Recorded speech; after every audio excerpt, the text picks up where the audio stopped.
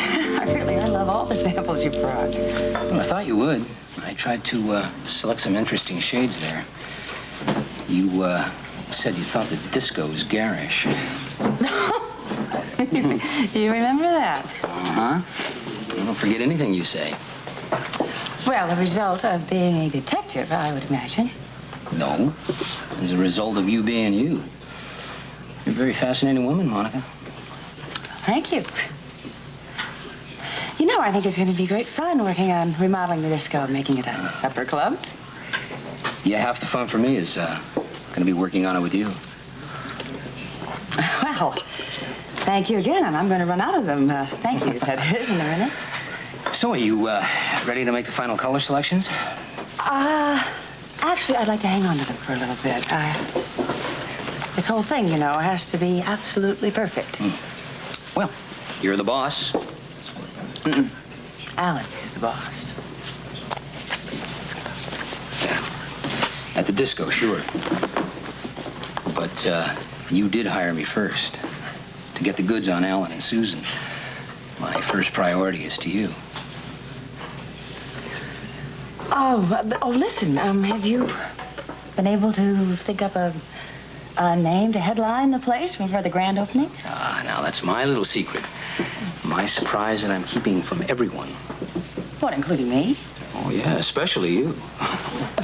What is that supposed to mean? Now, if there's one way to keep a woman intrigued, it's not letting her call all the shots with a man. Haven't you discovered that in your other relationships with men? Monica. Hi. Oh, Rick, Mr. Corrigan, I think we've about finished here. All right, Dr. Quartermain. Oh, Rick, this is Larry Corrigan. He's the manager at the disco. Larry? Rick Weber. Yes, I know. So you and your wife, your ex-wife, really dancing up a storm one night at the disco. Yes, well, speaking of storms, I hope you don't get too wet on the way home. Yeah, right. Bye. Speaking of... Sorry, I didn't interrupt anything, did I? No, you didn't. Edward called me, said he had an extremely bad sore throat and cough. I wondered if you could fill me in. Well, no, I really can't, except that he said he wasn't really feeling well this morning. Why don't you talk to him and check him out? Rick, my father-in-law is your patient, not mine. Monica, the way you're acting, I would say I did interrupt something. I'm sorry, but what's between you and Corrigan if he works for Alan? Rick, I really don't think I have to answer for anything in my life, just as you don't have to answer for anything in your life.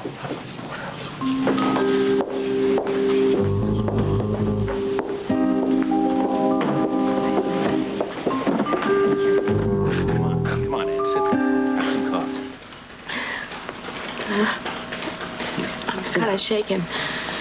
Well, try to relax. Yeah. I know that's easier said than done. Yeah. And I wish I had some surefire answers for you, but all I can say to you is be on your guard with Heather. Unfortunately, there's no way that I can protect you officially. I can't even charge her with murder. I don't have enough proof.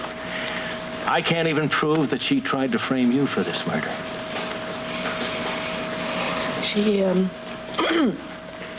She admitted writing my name in Diana's blood. She told you. And the way I act surprised, I should expect anything from Heather Weber by now. Isn't that enough confession to do something with? No, I'm afraid it isn't.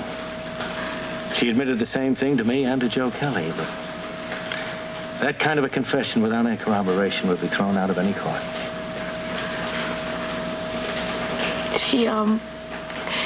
She also accused me of murdering Diana. Oh, come on now, come on. Don't listen to that. Forget it. She's just trying to scare you. She's done it. I'm scared. I would just like to take Jeremy and run away somewhere, just somewhere far away.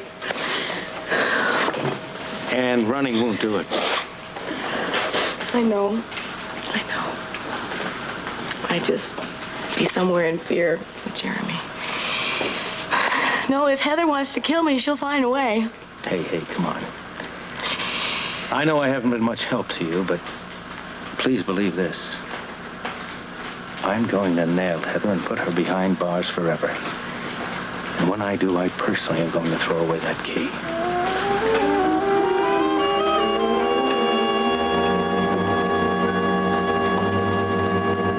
Nurse Cobb, report to pediatrics nurses station. Nurse Cobb. Leslie, can I talk to you for a second? Just about. That's about all I have. What's up? Well, when I was leaving the house this morning, Heather came over to see her mother. And of course, I didn't think anything about it until I saw the way that they looked at each other. Looked at each other? How? Well, it was really sort of creepy. I mean, I can't explain it, but Heather had this strange look on her face, and Mrs. Grant just... Mrs. Grant what?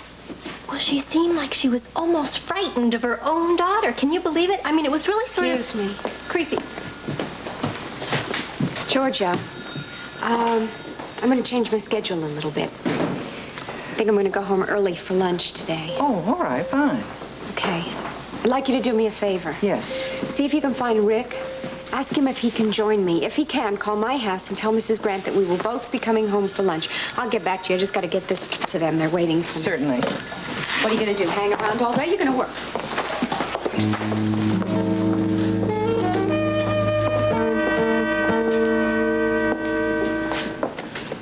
Go ahead. If you're brave enough to call Captain Ramsey and tell him what I just said, you go right ahead. Why don't you just leave, Heather? You just upset me. You think you don't upset me? It's not very pleasant having a mother I know who hates me. It's not true. I love you, and I always have loved you. It's just that you have done some very bad things. You wouldn't believe me if I swore on a stack of Bibles that I didn't kill Diana. Let us just drop that subject. And that is not what I am talking about. I am talking about the fact that ever since you have been big enough to walk, you have been in trouble. That's a lovely memory, Mother. Who was I killing at that age? I tried to raise you right. I tried to raise you properly. But you were always a hateful and a destructive child. Yes, you were mean and hateful, even as a child. That's very convenient. All you remember are the bad things. And what else do I have to remember? You even drove your own father out of the house. Oh, no. You're too much. You're really beautiful, Mother. You know that. Don't you dare laugh at me, Heather. I can't believe you. You're really going to come up with that same old story. Well, I'm sorry, but I'm old enough to question if that's what really happened. Of course that is what really happened. He left us, didn't he? Did he leave both of us? Or did he just leave you? Because you weren't woman enough to hold a husband. That's what really happened, isn't it? No. No. Oh, I think it is. I think he left because of your drinking, and I remember it. I swear I do. No, that is not true. Yes, it is true. I remember the both of you drinking. You're lying. Now, I want you out of this house. I want you to get out of here. I will not have you contaminating the Weather home. And I don't ever want you to come near me again, and I mean that. You're evil. And you just destroy everything you touch. And so help me God, I am sorry that I have to claim you as my child.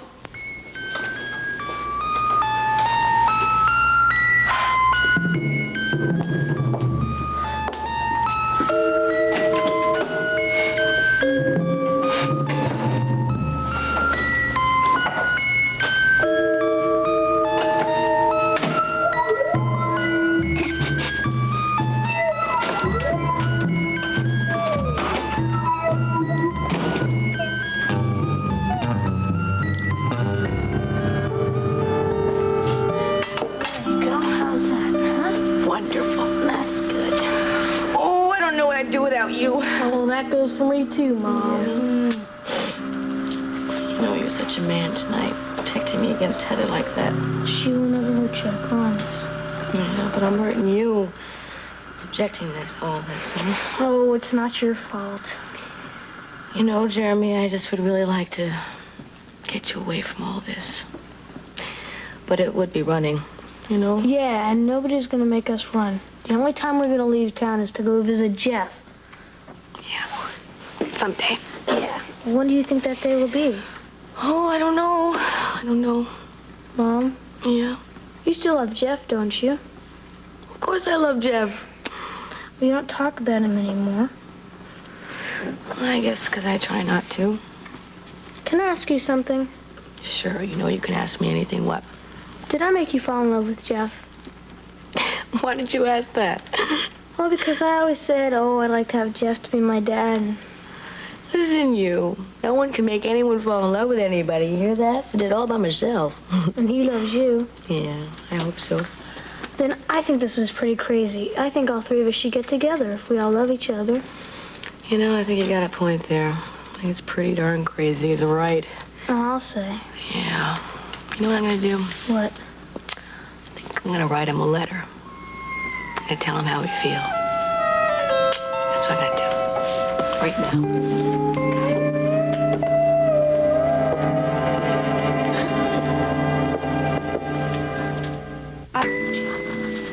Oh, my love.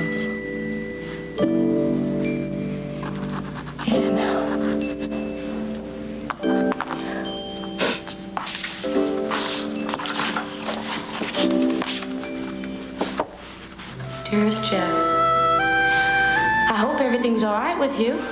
You haven't phoned in about 3 weeks, and I'm beginning to wonder if you and PJ are okay. Jeff, do you think there's any chance of your coming back to Port Charles soon? Jeremy and I both miss you more than I can tell you. Jeff, I love you so much, and I need you so desperately. If you can't come back here, perhaps we can come to you. Heather came to see me today. She wants your address, and she's willing to give you a divorce. I don't know whether to believe her or not. I know we agreed that it wasn't right for us to try to make a home until we get married, but how much longer can we go on like this? Loving each other and being apart? You do still plan for us to be together one day, don't you? I don't know how much longer I can go on this way. I'm alone and I'm miserable. I need you. So I am asking you for some kind of definite answer about when we could be together. Please write or call me about it. With all my love, Anne.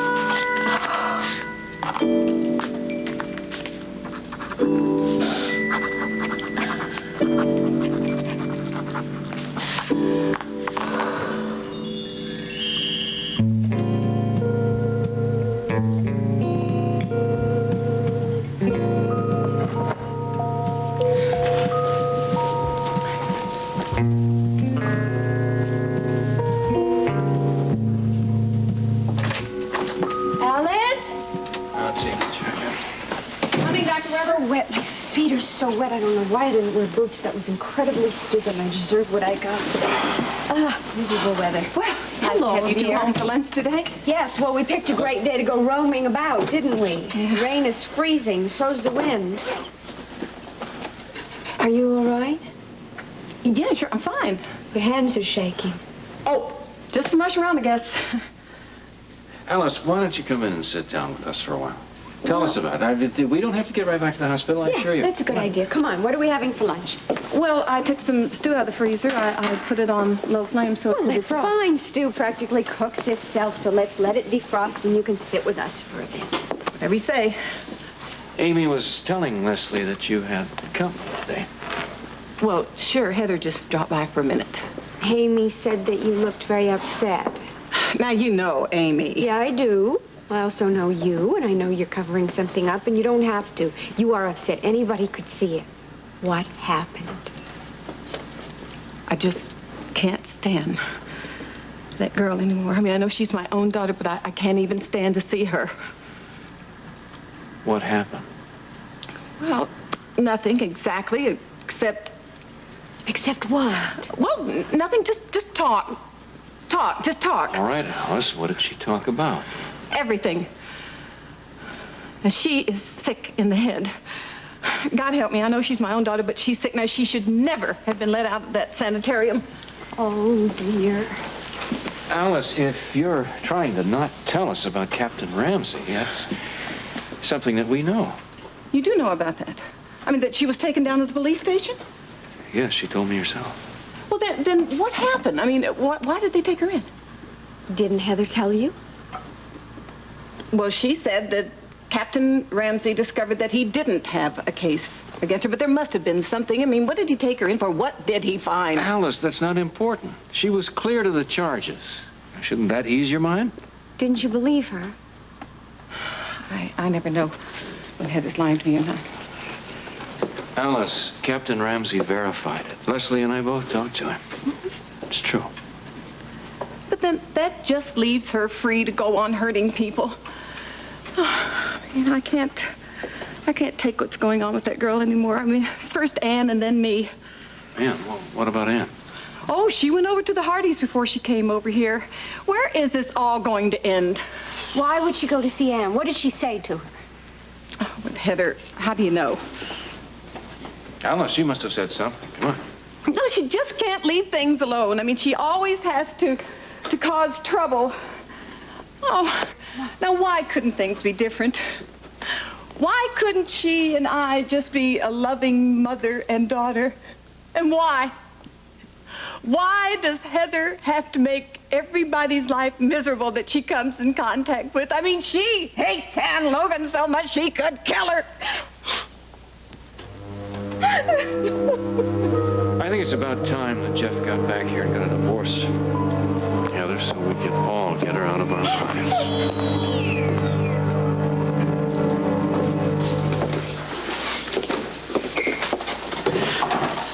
I'm awfully sorry I'm late. Oh, you're soaked.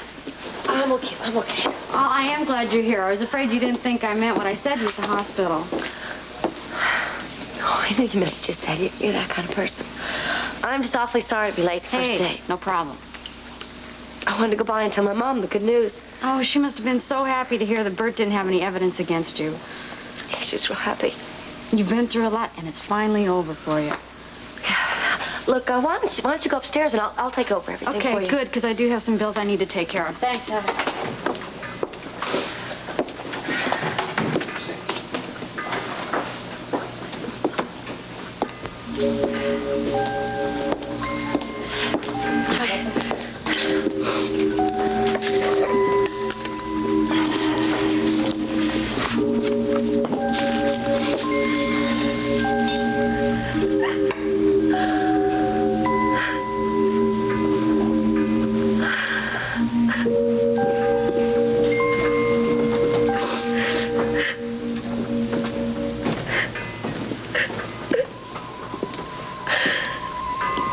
Heather? Just get away from me. This won't take long. Just leave me alone. Haven't you done enough already? I understand you staged quite a scene at the Hardy house today, and I'm here to warn you that if you give Ann Logan any more trouble, I'm going to put out a restraining order on you. You don't care about Ann Logan. All you care about is pinning that murder on me. Why don't you just give up? My job is not to give up until a case is closed. Or is it that you just don't want to give up on me? Why do you hate me so much?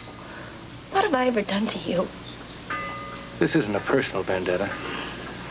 But if you did kill Diana Taylor, I'm going to nail you, and you'd better believe it. And in the meantime, you stay away from Ann Logan, because if you go near her again, you're going to have to answer to me personally. Is that clear?